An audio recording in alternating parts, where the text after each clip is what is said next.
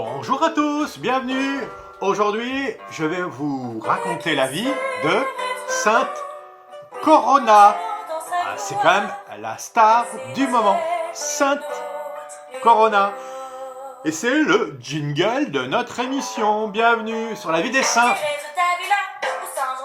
Tous les saints qui sont là, je vous raconte leur vie. Et aujourd'hui, je vous aborde la vie donc de cette sainte exceptionnelle. Et oui, Sainte Corona, qui est une sainte martyre de Syrie, hein, donc c'est quand même un pays aussi dont on parle beaucoup, et dont les reliques vont aller jusqu'en Italie, en Allemagne, et donc ça aussi c'est incroyable. Une sainte du second siècle, hein.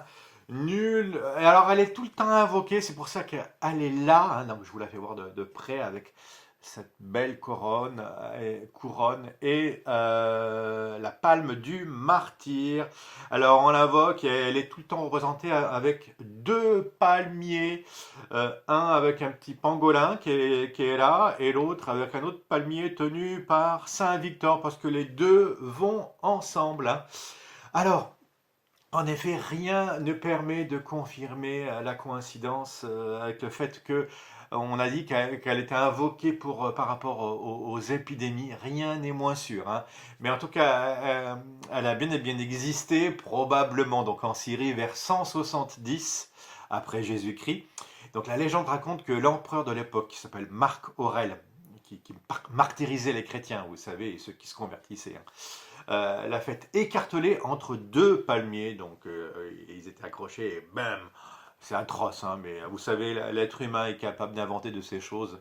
Alors, quelle était la faute de cette belle jeune femme de 16 ans, hein, qui continuait invariablement de confesser sa foi chrétienne parce qu'elle protestait contre le martyre de son compagnon de route, Saint Victor. C'était même pas forcément son mari, mais en tout cas, elle a défendu la liberté d'expression et aussi la liberté religieuse. Et aujourd'hui, plus que jamais, c'est encore d'actualité. Et elle aurait vécu visiblement le même martyre que Saint Victor. Donc vous voyez que c'est tellement éloigné, il nous reste que les attributs de la sainte et ce qui a marqué l'imaginaire. Et c'est comme ça que le bouche à oreille, la transmission orale nous l'a ramené. C'est assez incroyable d'ailleurs, hein. On peut réfléchir un peu et avoir une belle réflexion sur ce qu'est la tradition orale, qui est quand même, alors que les disques durs s'oublient, les CD et les vidéocassettes, maintenant ça n'a plus aucun sens. Vous voyez à quel point la vie va vite et les transmissions, si vous écrivez pas dans le marbre ou si vous inscrivez pas quelque chose dans la mémoire collective, ça ne reste pas. On n'a même plus leur nom, mais on a leurs attributs. C'est pour ça que Victor, c'est la victoire, hein. C'est pour ça qu'il s'appelle Victor. Et puis couronne, Corona, c'est celle qui porte la couronne, hein, je vous la fais bien voir, la couronne de la victoire euh, sur la mort et les ténèbres. Euh, ouais, Corona, couronne, vous avez compris. Et le lien avec le coronavirus, c'est que le fameux virus, hein, a une couronne tout autour de lui. C'est uniquement qu'à cause de ça. Vers le 9e et 10e siècle, donc c'est-à-dire 8 siècles après leur mort donc, et leur martyr, donc c'est quand même super vieux, hein. Bien, vers donc, le 10e siècle, disons, des pèlerins auraient rapporté des reliques de ces deux saints en Italie, c'est pour ça qu'elle est vénérée en Italie, hein, de la Syrie en Italie. Une basilique qui existe toujours aujourd'hui et porte son nom et elle est dédiée à Sainte Corona à Anzuzou, dans le nord du pays, hein. À défaut d'être invoquée donc pour les épidémies, on n'est pas très sûr, mais il semble que Sainte Corona soit généralement sollicitée pour des problèmes d'argent. Donc ça peut être intéressant. Non seulement on a eu le virus, mais on va avoir des énormes problèmes d'argent liés à cette épidémie. Alors, c'est pour ça aussi que d'ailleurs les chasseurs de trésors l'invoquaient. Elle protège également des esprits mauvais. Il y a de quoi, elle a du boulot. Et donc, elle est fêtée chaque année le 14 mai.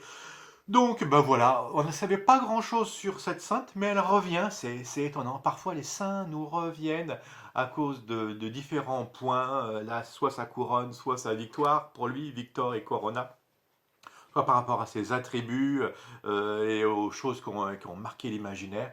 soit face à cette épidémie épouvantable qu'on vient de vivre.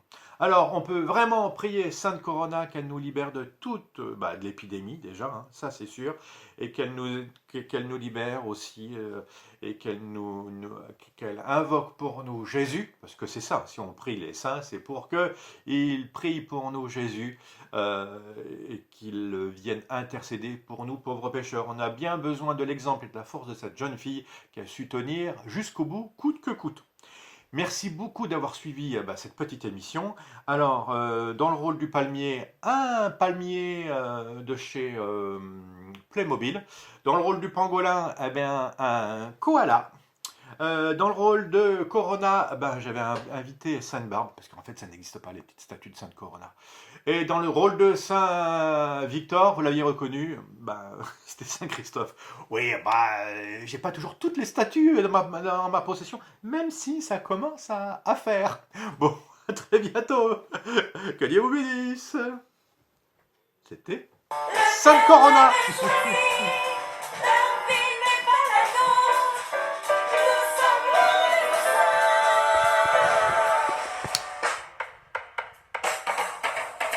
Chacun a son destin, les saints sont un exemple, mais Dieu nous choisit tous pour habiter son temple. Il n'y a pas d'élu ni de juste chemin.